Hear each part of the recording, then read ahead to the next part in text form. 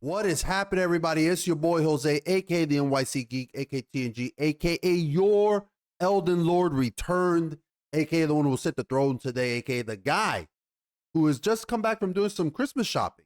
I went and got some Christmas decorations and I did a little bit of shopping. And I know it's not even Thanksgiving yet. Leave me alone. Leave me alone. I'm one of those people who likes to decorate right after Halloween. My wife is like, dude, no, it's still Thanksgiving. Thanksgiving hasn't even come yet. I like Christmas. November doesn't even exist for me in my brain. It just doesn't. I know JOG does the same. He's about to be like, dude, it's not Christmas time yet. But I already got the songs going in my car and everything. But this weekend in my head, it's been like an early Christmas gift because watching the MCU implode, oh my goodness. Yeah, that's been a treat on itself. Look, this was not a surprise for any of us who have a modicum of common sense. If you did not see the writing on the wall that this movie was going to be a disaster, I don't know what to tell you, man. You've been out there with blinders because this movie was a disaster. This was going to be a disaster. It was obvious. Was it going to be as big as this? Yes. I truly believe that The Marvels was going to bomb and bomb hard. I had no expectations for this movie and it's still somehow disappointed. But there are people, the shills out there that are trying to they're breathing in all that copium. They're struggling to either like defend this movie or ride the fence with it. Like they don't want to say anything too overtly bad about this movie. Maybe they're scared that, there's some of them like the Hollywood Reporter that are actually just calling this movie a bomb. And it's good. It's good that they're finally coming out and, they're still shills, but it's good that they're at least coming out and trying to say that. But there's some people on YouTube who are just doing their absolute best saying that, don't underestimate the Captain Marvel IP. Dude, you got to wake up, man. You got to come to reality. You got to come back to reality. Okay, they want, and you know what a lot of people I've noticed are saying? They're saying that this movie was, they want to hover, right? They want to say, it was okay. It was fun. It was fun. The word fun nowadays must have a different I know that they change words left and right to mean different things. But the word fun, it's like it's got to be the safest word to use nowadays cuz it's like if you call something fun, it's like you're trying, it's like the participation trophy, right? It doesn't matter if it has bad writing and if it has terrible characters in it because it was fun. It was fun. Calling a movie, like I said, calling a movie fun nowadays is the equivalent of a participation trophy. You just show up, fall flat on your face, and you still get a pat on the back because you had a fun time. Look, I've said it before. I like True Blood. I love True Blood. I thought, I knew it was garbage, but I recognized that show was trash. These people don't even want to realize that. And I want to show you some articles here from, to me, too, of the biggest shills out there in the access media right here. And it's just, ooh, baby, bad, real bad. Hold on. Like let me do the breakdown screen for this, right?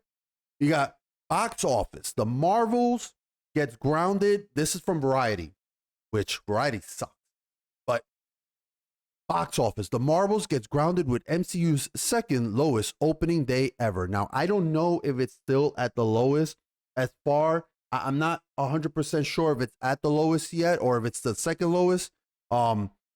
We have to see. I think the numbers, they're still working on it, but they're saying that it could be even worse than the Incredible Hulk, which that's the one that holds the lowest opening, which is a shame because the Incredible Hulk back in I think that was 2008. I like the Incredible Hulk. I like that movie. I really do. I thought it was really good. I honestly thought the Incredible Hulk was a really, really good movie. I was always surprised to see how disappointing it was in terms of box office revenue, but I thought that they captured the character of Bruce Banner really well. But anyway, yeah, I don't know if The Marvels is worse than that or if it's just slightly off. But again, this is a movie we're talking about 2008. This is 2023. It's been like 15 years. So account for inflation and all that stuff, and this movie's still doing that bad of an opening day, I should say. And let's read this article. It says, what a difference 4 years makes. When Captain Marvel hit theaters in March 2019, It landed what was then the seventh highest domestic opening weekend across Marvel's cinematic universe entries with 153 million, a colossal figure that only one 2023 release, Barbie, has exceeded. Now, several super well, okay, hold on. Let's break that real quick. Because again, some of these articles continue to not wrap their brains about it. Captain Marvel hit that number not on the strength of its character, not on the strength of its writing, of its boring plot, of its just piss poor showing for, you know, a villain and all that stuff. Like, that movie was boring as fuck. I've gone back and rewatched it, and I wanted to like it because I like Carol Danvers. I like Miss Marvel. I like her as the original Miss Marvel. I like Carol Danvers before they try to turn her into this obnoxious Wonder Woman version in Marvel. But and even still, I like early Captain Marvel. I really do. But you know, that movie was so damn boring, and I've rewatched it, and I'm like, damn, this shit is putting me to sleep. But the reason that that movie made that much money, which these articles continue to try to deny, is the fact that it was sandwiched between the two biggest films in the Marvel Cinematic Universe, Infinity War and Endgame. Of course, it was going to make money. Of course it was. This was at peak MCU. Peak MCU between, again, the two biggest films in its history, the culmination of 15 whatever years of building up towards that. Or however many years it was, 13, I don't know. However many years it was, and it was bookmarked between them. It was sandwiched right there. Of course it's gonna make money, dude. And these guys just they want to deny that.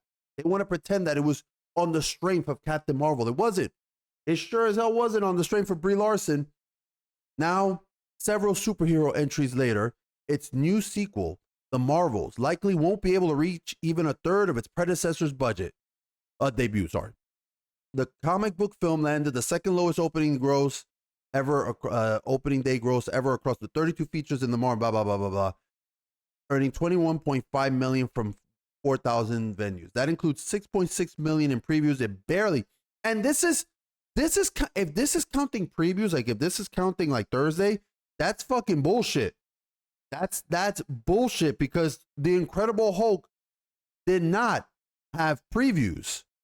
So I'd have to look into those numbers. I'd have to really double check, because they didn't do things back on Thursday previews. They had back in 2008, it opened on Friday midnight, and that's it. You got Friday opening day. So if they're including 6.6 million, that means this movie made 15 million on Friday.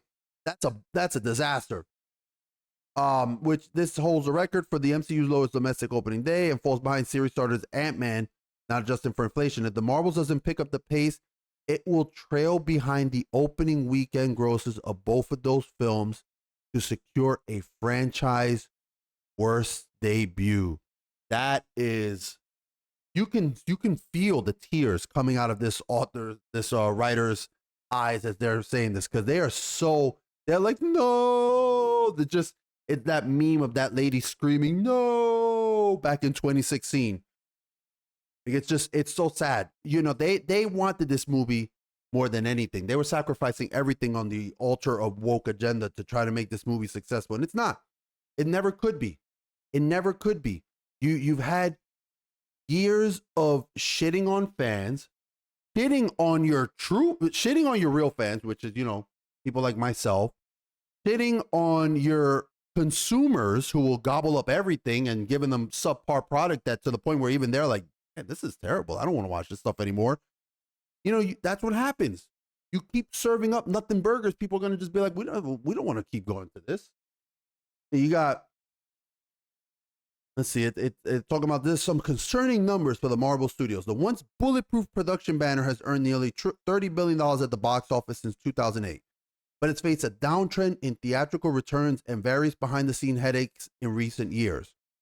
Even so, the Marvels hitting a superlatively low debut would come as an especially tough sting, So, given the Marvel still scored two sizable openings from Ant-Man and Ant-Man 3, I'm not gonna say the whole stupid title, Ant-Man and the Wasp: Quantumania. They're starting to get to the point where it's like animes, like those damn isekais, where they have like super long titles. I can't go with a damn long ass title. And Guardians of the Galaxy Volume 3, 118 million earlier this year. And there's also the hefty 220 million production price tag. I don't look. This is another thing where they're trying to shield the production budget because they don't want to show how much of a disaster this movie's going to be, right? This movie cost about 280 million to make. They got a $55 million subsidy, so that's why they're saying because they filmed in the United Kingdom. So they're trying to say, oh, that's going to be 220. But what they're not saying is how this movie had extensive reshoots that they're not factoring into this. They put a bunch of money into reshooting. This movie got delayed like 5 times and got reshot and edited a ton of times. You can see it in the movie. It's one of the many reasons why this movie was a mess.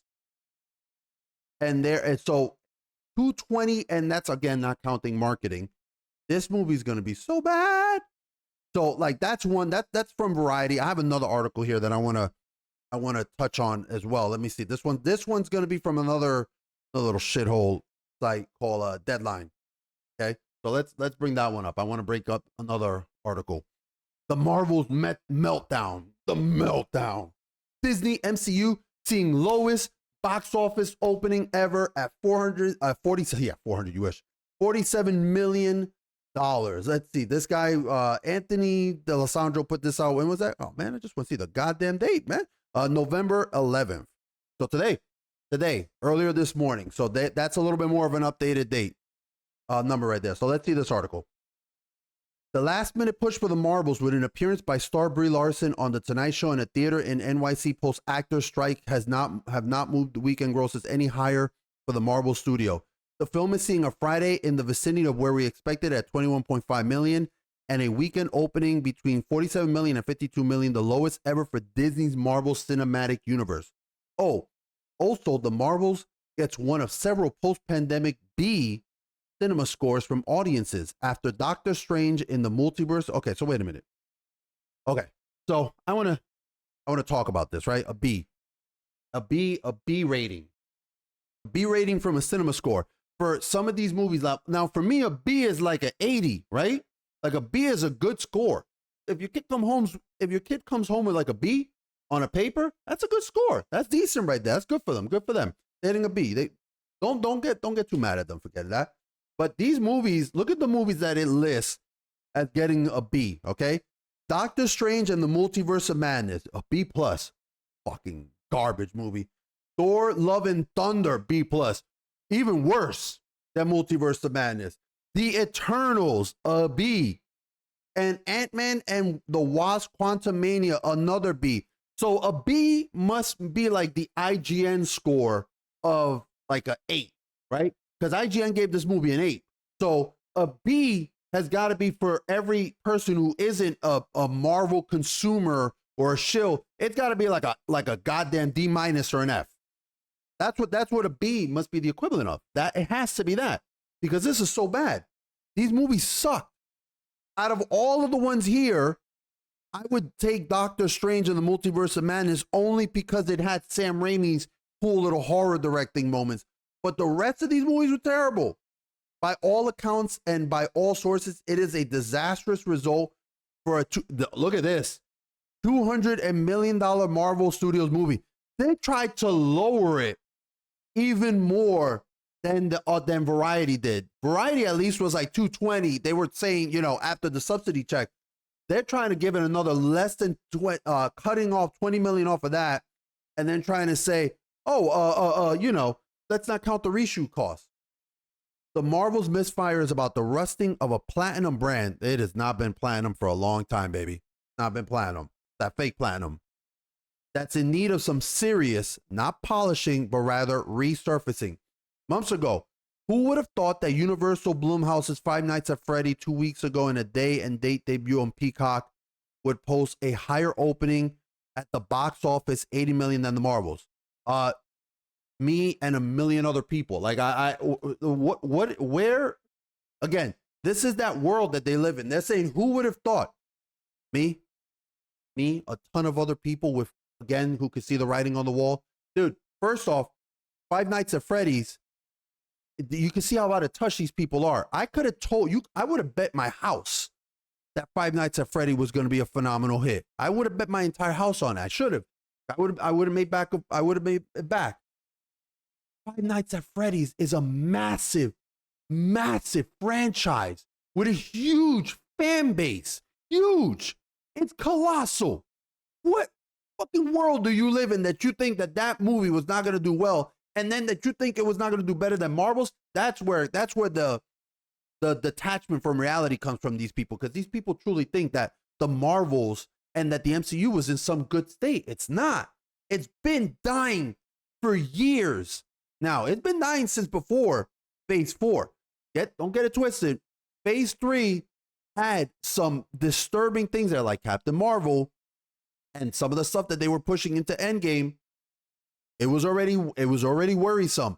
But it's been dying since Phase 4 100%. Like, there was barely anything worthwhile in Phase 4 except for what? Spider-Man, No Way Home.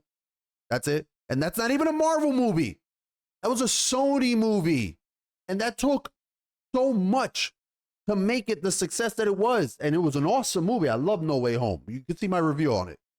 I love that damn movie. But for them to think that there were, who would have thought? Again, it's interesting to put the two pieces of IP side by side, because it says something about Universal and Disney's ability to harness fans around an event. Universal, Studios, the amusement park, is infinitely better nowadays than Disney's Magic Kingdom, so you could take that too. As we mentioned earlier, there's a maelstrom of reasons why the Marvels didn't work. And I bet you will not touch on any of the real reasons. Many will be quick to point to superhero fatigue. No, it's nothing to do with superhero fatigue. It's not that. It's bad movie fatigue. People are tired of bad movies because there was a lot of big hits this year and they just don't give a shit about shitty, by the numbers, trash MCU and DC films. Anyway, many will be quick to point to superhero fatigue and that the great comic book movies of the millennium are now seeing their grand demise, just like the big Hollywood musicals in the 1960s. No. Marvel diehards are a devoted bunch, and when they know there's a good movie on deck, they show up several times. Just a year ago, sequel Wakanda Forever, Black Panther. Wasn't it Black Panther Wakanda Forever? Why are you putting Black Panther after? Am I wrong? Was it Black Panther? I gotta look that up. It was Black Panther Wakanda Forever. I don't know why, but that just irks me that you put it that way, sir. Scored an A and was an Oscar mix with ultimately 5 noms and open to a massive 181.3 and legged out. Okay, hold on. I'm gonna do something that I've been meaning to do, and I need to clarify this for a lot of people, especially for, what was this guy's name? Anthony D'Alessandro. Anthony, let me give you a little bit of advice. Let me explain something to you, okay? I want to clarify this for people. I see a lot of people mention Wakanda Forever like it was this massive success. It was huge. It wasn't.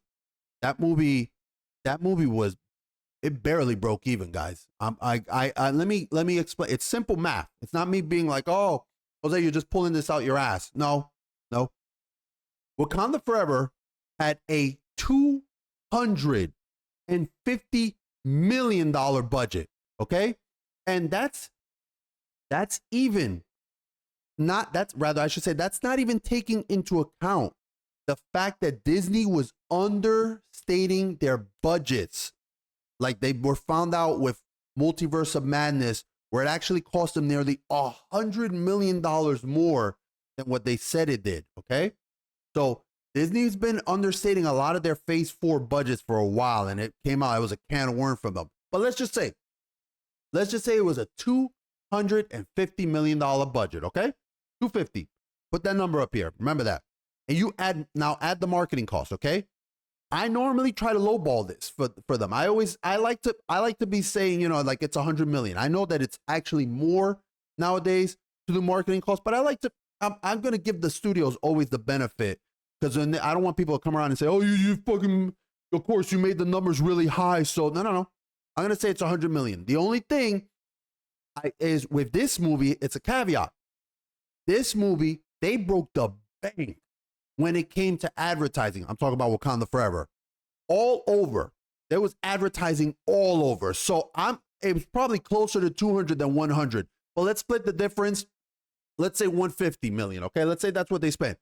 150 plus 250 million. That's $400. That's $400. That's $400 million that the movie has to make. Okay, a movie has to make double its production and its marketing budget to break even, because the studios do not get 100% of the box office revenue. This is some universally known fact that I don't know why. I guess people shut their brains off in hopes that they can say their shitty movies were successful. So if the movie is 250 for the production, 150 for the damn marketing costs, that's 400 million that it has to clear. Okay. Now the box office revenue has to be double that, because they're not going to get 100%. They get about half of that. Sometimes they get less depending on the market.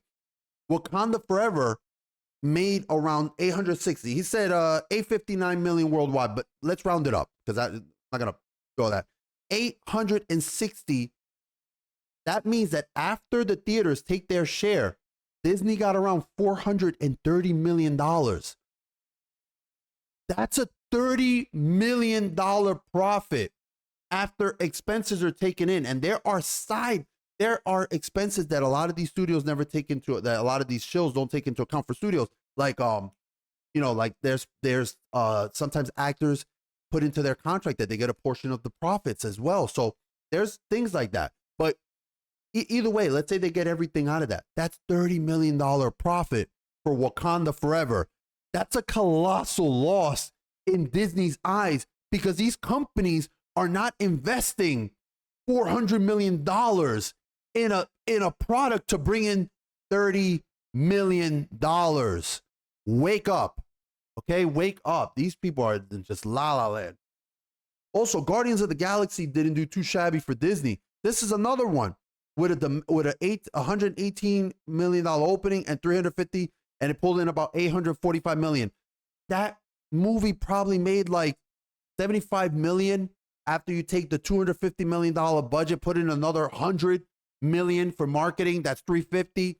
850 divided in half is 425. So 425 minus 350 is $75 million. You think these movies, look, and I like Guardians of the Galaxy 3. I think that's the best thing that's come out of these phases so far. I love Guardians of the Galaxy as a whole. Do I think that 3 was better than 2 and 1? Not even close. But I like 3 at least somewhat. And still, you can't sit there and say that $75 million is a home run. It's not a home run. That's a really, really low number for them. But anyway, this person says, the Marvels, and there was no pulse on the Marvels going back to San Diego Comic-Con. I mean, despite the actor strike, there wasn't a damn banner, billboard, a logo, plastic bag in the city. I mean, Disney could have at least dropped the featurette. Dude, the actor strike probably helped this movie, because if these actors went out there promoting it, people would have been like, dude, shut the hell up. No, the Marvel's meltdown isn't about a superhero fatigue. It's about Disney's overexposure on the Marvel Cinematic Universe brand on Disney Plus, and those mothballs are beginning to show. I agree. I do agree. I do think that there is an overexposure, without a doubt. There's a lot of reasons why this movie was a bomb, why the MCU has had flop after bomb, flop after bomb, flop after bomb. But the overexposure, without a doubt, is a part of it. Absolutely. There's no denying it. Keep what's meant for the cinemas in cinemas, and keep what's meant for in homes in the home.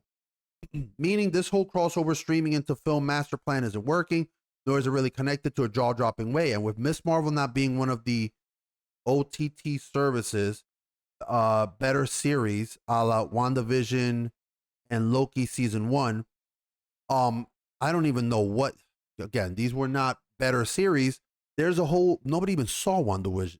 WandaVision. There's a whole quad of fans who either didn't catch Miss Marvel or who were too turned off by it that they sure as heck don't want to see the Marvels.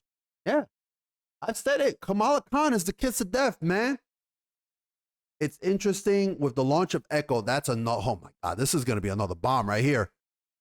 It's interesting with the launch of Echo on Disney Plus. Marvel has branded the series under a new label, Marvel Selects, encouraging viewers that this type of content doesn't take an investment by them in the entire MCU. They can approach Echo as though it's a one-off series. Now, I have heard all about the grapevines that Marvel has tried to do everything it can to get rid of the Echo. I think that they're seeing how bad these films are, how little return they're getting on their movies, if they get any return at all. I think that they're just suffering. They realize that this is a joke. Their shows are not pulling in the eyeballs. Disney Plus is hemorrhaging subscribers. They're in big trouble. They're in big trouble. Now, this is another. I'm going to scroll down a little bit because he starts talking about how could you make a less serious feature sequel to the equivalent of Wonder Woman's movie that is in effect Marvel's Wonder Woman, whatever. He's talking about more. He's saying the whole actor strike, right? That's got to be part of it. No, the actors. If you think that that this is going to be one of the things that they try to pin the blame on, but it's not. It's not. The actor strike. The actor strike didn't hurt Five Nights at Freddy. It didn't hurt Five Nights at Freddy. There were successful movies this year. And probably because the actors weren't dipshits who went out and shitting on the fans, right? Yes, that's part of the problem here. That's tied Disney's hand from blasting this movie out more. Yeah, I'm sure. Oh, but as one tracking source pushes back, I can't imagine that the complete absence of Brie Larson on the Marvel's campaign tour has cost the sequel $106 million in its opening from the first film. Surely there's something else going on. Yeah. Yes. The fact, dude, Brie Larson not pushing this movie out probably helped, probably maybe made it $2 million more. One studio, because she is insufferable. She is absolutely insufferable. One studio insider has argued to Deadline that the Marvel's drop here is attributed to the pick not being part of the sandwich between Avengers Infinity War and the Avengers Endgame, what I was talking about earlier. The former pick having a coda that teed off to Captain Marvel. That might be true. No, it is true. It is true. But I imagine that an epilogue alone is responsible. I can't imagine that an epilogue alone is responsible for 1.1 billion in global grosses. No, you dumb fuck. He's not saying, like he's saying, Harry Styles showing up at the end of Eternals didn't make it more want seen. No, fucking idiot. It's the fact that it was between the two movies. It's not that it was teased that at the end of Infinity War, even though, yes, Marvel did everything it could to set up the first Captain Marvels to be, Disney did everything it could to set up the first Marvels movie to be a success. It had Infinity War. At the end of Infinity War, we see Captain Marvel's signal and that she's getting called in, right? Then they put that movie in the middle of Infinity War and Endgame. People thought, oh my God, there's going to be something about Infinity War here. This is going to play into the story, right? Like it's going to reveal how they fight the blip. Of course that helped. Of course it helped it being in the middle of the two. It's not just that it was a teaser in Infinity War that was part of it. It was the fact that it was situated in between the two films. Holy shit. Fucking, as far as the whole, whatever this, I don't care about them talking about all this other stuff. Then now he's talking about Oppenheimer. And this is the thing, right? Like there were some huge movies this year. Huge. Barbie, which again, Barbie. Barbie was not made for me. I thought it was stupid, but it was not made for me. I get that. I understand. That's why I don't fucking dunk on Barbie, even though it was obnoxious with, battling the patriarchy, stupid as hell. But it was kind of like reverse at the same time because like they show like the women in Barbie were terrible as well. So, I don't know. Maybe it was like some hidden red pill stuff in there. But Barbie made like $1.4 billion, man. Barbie was a huge hit because it was a built-in franchise. It's like Five Nights at Freddy's.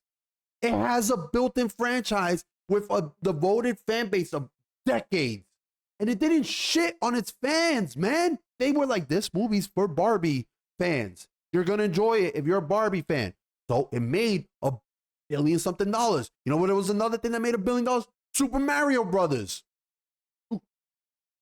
Super Mario Brothers was almost the highest grossing film this year. The only thing that topped it was Barbie. It was, and I didn't put up a review because I wasn't back yet on YouTube on Super Mario Brothers, but I fucking loved that movie. That is my favorite movie of the year. It's one of my fucking favorite films ever. It really is. I love the Super Mario Brothers movie. I remember watching that with Joe Gira and his family, and we were all watching it together, all of us. And I remember me and him doing this. The movie was showing all these little things that were like, oh, ooh, Easter eggs. We were just constantly like, oh, remember that from this game, all this. It was a fun movie, and not fun in the same way that Miss Marvels was fun. It was genuinely fun, okay? And Oppenheimer made like $900 million too. Oppenheimer made almost $1 billion. I don't know if it made $1 billion, but it was damn close to $1 billion. A 3-hour R-rated movie, which I almost dozed off watching that film. But even I can recognize that that's a huge, huge accomplishment. Not just the fact that it was $900 million. It was an R-rated movie, and it was like 3-something hours long. And it was going up against Barbie. And it was still the two of them made money. People were like, oh, we would. That's the thing that these shows cannot deny. That people, they want to sit there and they want to come up with every excuse they can, like they did with Blue Beetle the first week. I think it was the first week, and they were saying that it was like, the weather or something like that. The weather kept people from watching Blue Beetle. Listen, they're gonna come out with every excuse under the sun. The truth of it is, if it's a good movie, people are gonna go watch it. Oh, and by the way, you know what was another huge hit that just came to me? Sound of Freedom. Sound of Freedom was a massive, massive hit. Okay, so. And of course, Hollywood doesn't want you to know about that. They try to bury that film as much as they could. I wonder why. But take away from this, The Marvels has been a disaster. The Marvels was a disaster, and so has many other films. So have many other films in the MCU Phase 4 and Phase 5. The reason being, there's a slew of reasons, but the reasons that these people are not going to touch upon, it's not anything to do with COVID or the writer's strike or the weather. Not that. You have built these movies based on ideology, on preachiness, on all this stupidity, right? You're taking from disastrous source material in your comics that did not succeed, that have canceled. Captain Marvel has had so many canceled comic book lines. Miss Marvel, the Young Avengers, Miles Morales, these are all failures. Okay? And you're drawing from that to make your movies. Not only are you drawing from that to make your movies, but even the stuff that you're drawing on that would be popular, like Blade, She-Hulk, all that, you're don't know what to write. You're trying to put more of that ideology in there.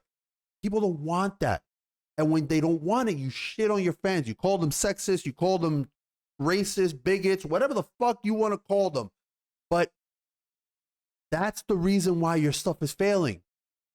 Stop attacking your fan base. Put in quality effort into your writing, into your characters, and maybe people will start showing back up again. But if you think that people are going to spend $20, and it's not just $20, if you think people are going to spend $20-something to go to the movie and then food, because you know you're going to go to the movie, you're going to get some snacks, you're going to get popcorn and stuff. You're going to come out of there with like a $50 bill. If you're going to spend all that, you think they're going to go to see the Marvels and do that? Hell no, man. I wouldn't have gone if it wasn't for the review. I didn't want to go see this. I can't wait for, I think it's next week or the week after. We're going to see Godzilla -1. I'm excited for that.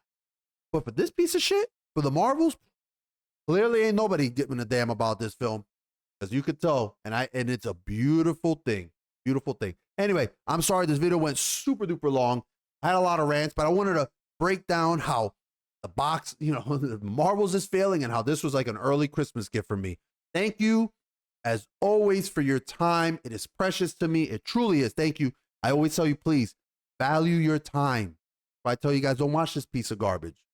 Don't watch this trash. Don't watch it. That's an hour and a half you could spend on something else. You can do a lot of stuff with an hour and a half, man. Don't waste it on the Marvels or however long this movie was, an hour, 45 minutes. That's the only thing that was good about it, was that it was short. Follow me on all the social media. Hit the damn like button. Hit the damn dislike button. Hit whatever button you like. If you didn't like what I said, hit the dislike button. It's fine. Hit the share button, though. That always means a lot. It helps a small channel like myself. Leave me a comment. You guys know I respond to every single comment. I do my absolute best to chat with you guys. I love chatting with you guys. I love hearing from you guys. I want to hear from you guys. Did you guys see The Marvels? Did you guys see that movie? Because I want to know if any of you out there saw The Marvels and if you liked it. It's okay if you did. I'm not going to fucking be like, you fucking animal. I'm not going to reach out and fucking grab you and shake you and say, what's wrong with you? I just want to know, if you did, why? Why did you like it? What did you enjoy about it? Or if you didn't like it, you can please feel free to tell me what you also hated about it, because I can go on and on and on. Anyway, please, guys, be safe out there. Take care of yourselves, and I'll see you guys next time.